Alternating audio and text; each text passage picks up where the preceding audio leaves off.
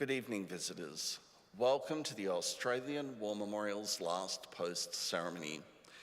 My name is Troy Clayton, and joining us today from the Royal Australian Air Force is Squadron Leader Stephanie Hume. 2026 marks 125 years of dedicated service by the Australian Army and its predecessors. Today, we remember and pay tribute to Private Austin Ford Wainwright and warmly welcome his family who are watching the live stream of this ceremony. We welcome the veterans who have served, those that are still serving, and the families that love and support them. The live stream of this ceremony is made possible by the Return and Services League of Australia and the RSL and Services Clubs Association. We welcome members who are watching the broadcast of this ceremony across Australia. During this evening's ceremony, wreaths will be laid at the base of the Pool of Reflection by a representative of the family and visitors to the memorial. If you're able, please stand and join in singing the National Anthem.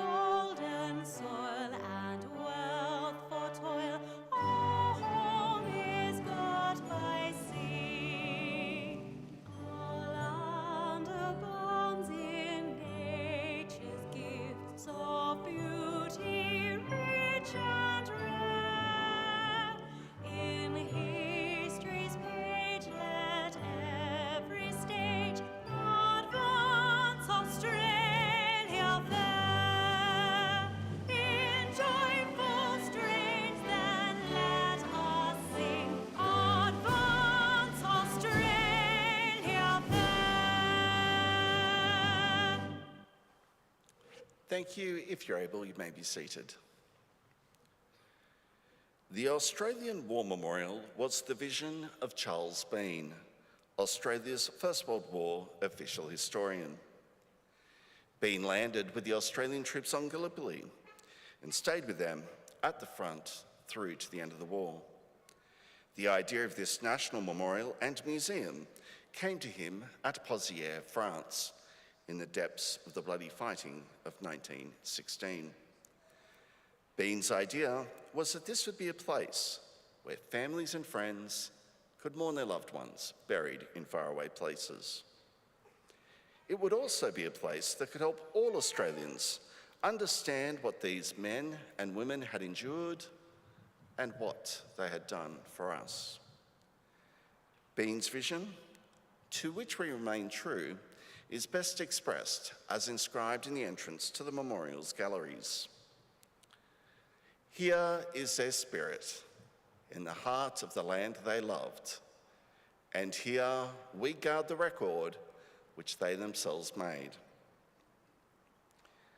Tonight, we'll read the story behind just one of those on the Roll of Honour, which lists the names of more than 103,000 men and women who have given their lives for us in war and on operations for more than a century. But first we present a lament, Flowers of the Forest. Wreaths or floral tributes will now be laid at the base of the Pool of Reflection.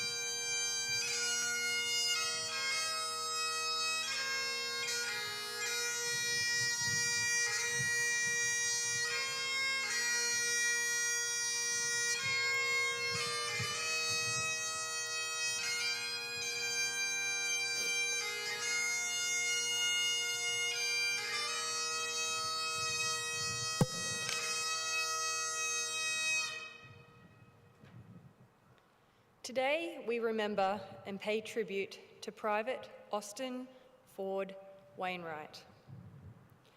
Austin Wainwright was born on the 27th of November, 1878, in Ballarat, Victoria. He was the eldest of 6 children born to Frederick and Caroline Wainwright. After attending early schooling locally, Austin attended Melbourne's Wesley College from the age of 15. On leaving school, he worked as a clerk. His father was the General Secretary of the Australian Natives Association, and Austin worked as Assistant Secretary.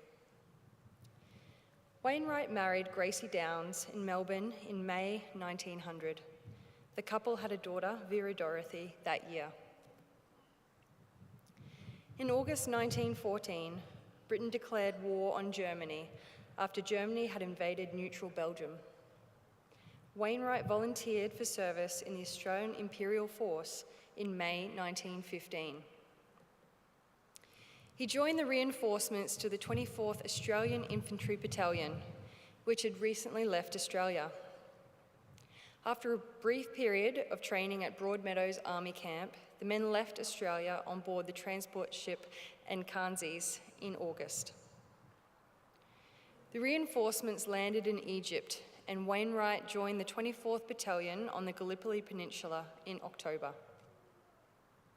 Stationed in the region known as Lone Pine, there were no major battles in this period, but both sides kept each other under rifle, artillery, and hand grenade fire. Late in November, an improvised Ottoman hand grenade known as a broomstick bomb landed in the trench near Wainwright. He was wounded in his left arm and leg by the fragments and evacuated by ship to a British hospital on the island of Malta. Wainwright underwent surgery aboard the hospital ship and on Malta, but the pain in his arm persisted.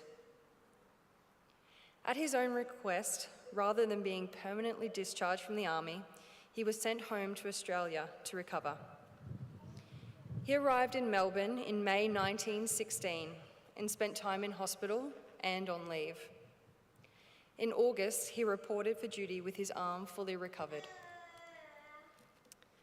At the end of September, Wainwright boarded the transport ship Shropshire and sailed for England. For the duration of the voyage, he was temporarily promoted to the rank of sergeant, reverting to private on arrival in England. He undertook a brief period of training at the army camp on Salisbury Plain in the northern winter. Wainwright travelled to France in January 1917 and rejoined the 24th Battalion. The unit was near the front on the Somme in northern France, rotating between time in the trenches and time behind the lines. The weather was freezing cold and snowfalls were common. Despite the conditions, the men regularly came under German artillery and sniper fire. The battalion occupied billets in small villages near Albert and by mid-February was stationed at Fricourt, 10 kilometres from the front lines. Soon it was time to go to the front once more. On the 17th of February, the battalion moved forward to man frontline trenches known as William Alley, near the village of Wallencourt. The next day, Wainwright was struck by artillery shell fragments and badly wounded in his right arm, right leg, and foot.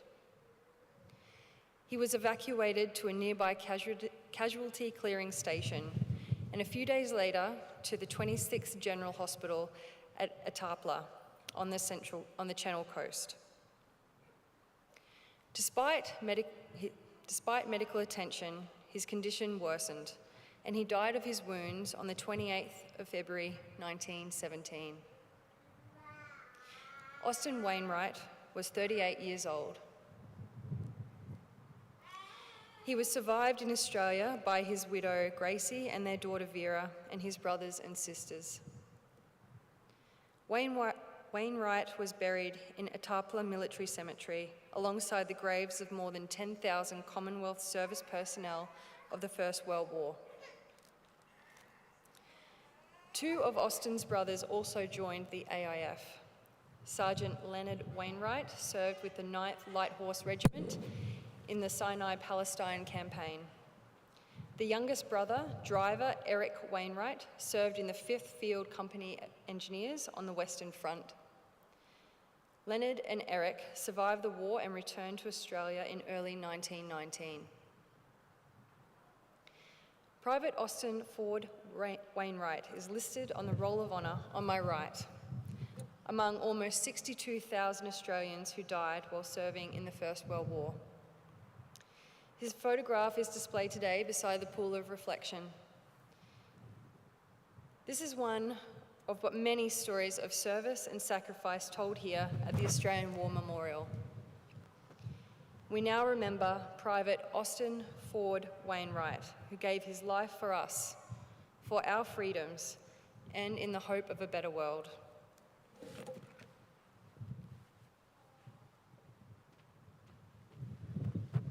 Please stand for the reading of the Ode and the sounding of the last post.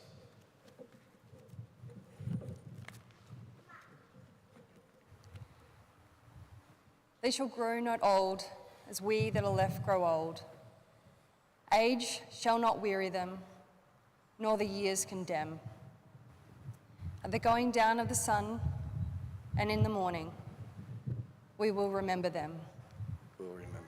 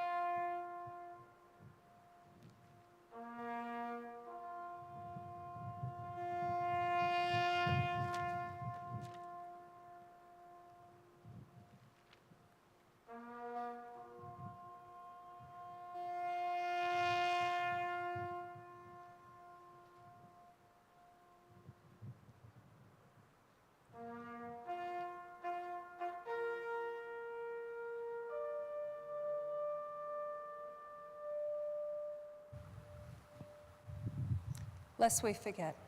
Lest we forget.